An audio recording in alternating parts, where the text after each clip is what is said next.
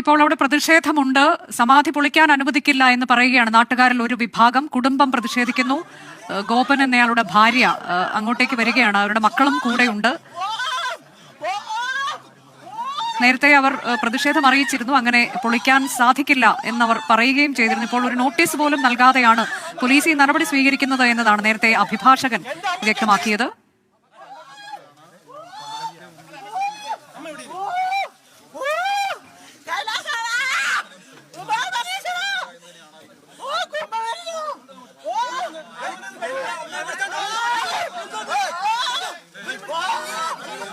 ഭാര്യയുടെ നേതൃത്വത്തിൽ, മക്കളുടെ നേതൃത്വത്തിലുള്ള പ്രതിഷേധം സമാധിക്ക് അരികിൽ, കല്ലറയ്ക്കരികിലുള്ള പ്രതിഷേധമാണ് കാണുന്നത്.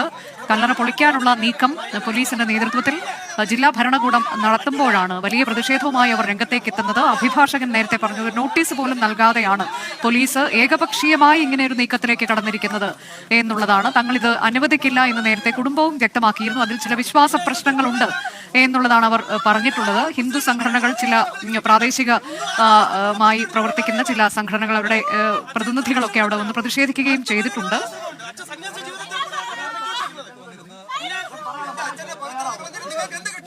നമ്മൾ